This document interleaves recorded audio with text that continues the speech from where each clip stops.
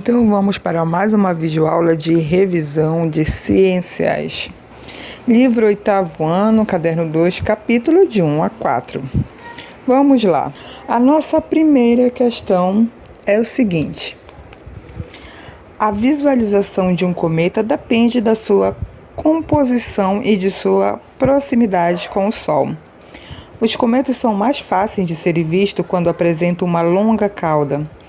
Em séculos passados, os cometas eram mais bem observados pela ausência de poluição luminosa. Era possível, por exemplo, observarem cometas a olho nu no centro de Paris. Atualmente, mesmo os cometas brilhantes têm seu brilho ofuscado pelas luzes das cidades. Vamos lá para a letra A. Por que os cometas são mais brilhantes quando passam mais perto do Sol? Respondendo, porque os cometas, ao se aproximarem do Sol, sofrem alongamento na cauda, assemelhando-se a um rastro luminoso, em decorrência do derretimento do gelo e da ação dos ventos solares gerados pelo calor intenso. Letra B. Porque atualmente é mais fácil a visualização dos cometas em áreas rurais ou em locais abertos afastados da cidade. Vamos lá para a resposta. O brilho das luzes artificiais das grandes cidades ofusca a luz dos cometas, fazendo com que sua visualização fique prejudicada. Dessa forma, em áreas rurais e mais escuras é mais fácil visualizá-los. Vamos lá para a segunda questão. Qual é a explicação para o fato de os estados na região sul do Brasil apresentarem as estações do ano mais definidas, assemelhando-se a países de clima temperado? Vamos lá para a resposta. As estações do ano são bem marcadas nos estados do sul, que é no Paraná, Santa Catarina e Rio Grande do Sul, porque eles são afastados da linha do Equador e recebem menos luz solar. Terceira questão. A meteorologia fornece dados precisos para diversas atividades econômicas que dependem de suas previsões. Comente 2 exemplos desse tipo de atividade. Vamos lá para a resposta. Os dados meteorológicos têm a função de auxiliar na previsão de catástrofes, como a ocorrência de furacões. Esses dados podem permitir, caso seja necessário, que as autoridades emitam alertas de evacuação de áreas de risco. Também podem auxiliar os agricultores com informações sobre possíveis secas, enchente e outras. Quarta questão. As estrelas são corpos celestes que emitem luz. Como elas conseguem fazer isso? Vamos lá para a resposta. As estrelas liberam energia por meio de reações nucleares envolvendo o elemento químico hidrogênio, que é transformado em hélio por uma reação de fusão nuclear, que libera muita energia. Quinta questão. Vamos lá. Joana, na expectativa de viajar no próximo feriado, que aconteceria dentro de 10 dias, resolveu consultar o serviço de meteorologia. Esse serviço informou que o tempo estaria bom, sem previsão de chuva e com temperatura em elevação. Joana, então, programou-se para ir ao litoral com os amigos. No entanto, quando finalmente chegou o feriado, o dia estava chuvoso e com temperatura média de 17 graus Celsius. Que fator climático pode ter determinado a alteração nas condições do tempo? Então, pode ter ocorrido a formação súbita de uma corrente de ar úmido no oceano ou chegada de uma frente fria. Sexta questão. Relacione a estrutura ao animal que a exibe. Vamos lá. Letra A, peixe. Letra B, mosca. Letra C, pássaro. Letra D, lagarto. Letra E, caranguejo. Letra F, planária. Então vamos lá relacionar a estrutura. O peixe tem linha lateral.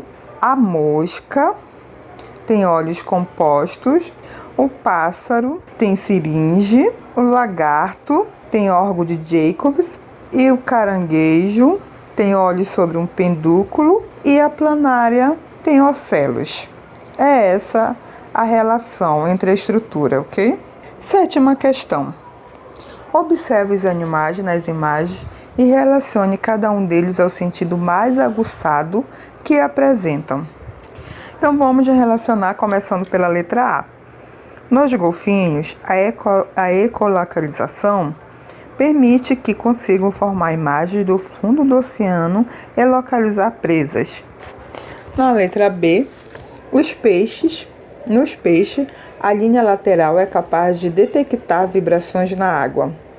Na letra C, nas cobras, o olfato é o sentido de destaque graças à presença do órgão de Jacobs ou Jacobs, como lemos. Na letra D, nos cães, o olfato é um sentido muito aguçado, principalmente pela grande quantidade de receptores olfatórios que possuem. 8ª questão. Sobre os sentidos dos animais, comparem. Letra A visão de um leão e de uma capivara, relacionando-a com a alimentação. Vamos lá, a capivara é herbívora e apresenta um olho em cada lado da face, o que amplia o campo de visão e auxilia na fuga dos predadores. O leão, ele já é carnívoro e apresenta os olhos voltados para a frente, o que lhe confere maior precisão no momento da caça. Letra B. O aparelho auditivo dos mamíferos com os dos peixes. Vamos lá, o aparelho auditivo dos mamíferos é mais complexo e mais eficiente por apresentar orelha externa, média e interna, enquanto os peixes apresentam somente orelha interna. Letra C. O olfato de um cão com o de um macaco.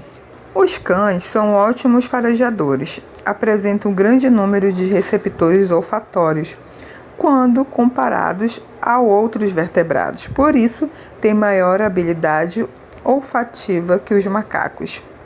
9ª questão. Por que alguns animais que vivem em biomas que passam por inverno muito rigoroso hibernam? Vamos lá. A hibernação é uma reação do organismo às baixas temperaturas e à falta de alimento. Durante a hibernação, o metabolismo do animal cai muito e, com isso, é possível realizar considerável economia de energia. Então, vamos lá para a 10ª questão. Os hormônios dos vertebrados regulam suas atividades, atuando de forma integrada com o sistema nervoso.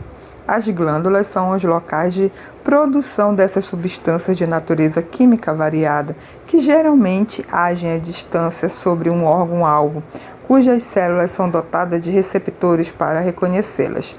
Letra A. O que acontece com um órgão cujas células, por um defeito de natureza genética, não apresentam os receptores de determinado hormônio?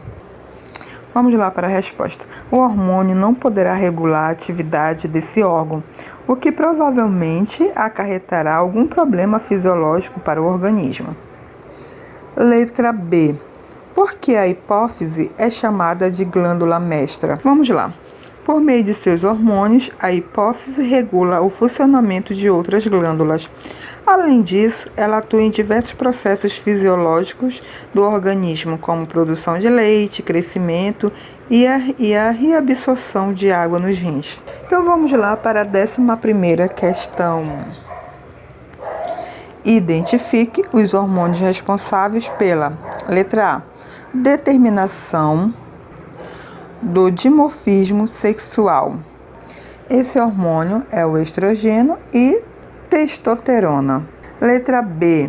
Regulação do sono. Resposta é a melatonina. Letra C. A alteração da coloração da pele em peixes, anfíbios e répteis.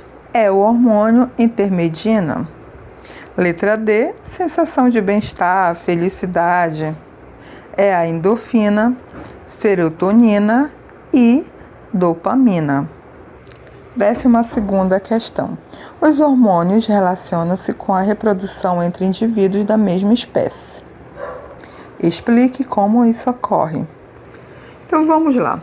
Os hormônios produzidos pelos testículos e ovários determinam o dimorfismo sexual, ou seja, a diferença morfológica entre machos e fêmeas da mesma espécie.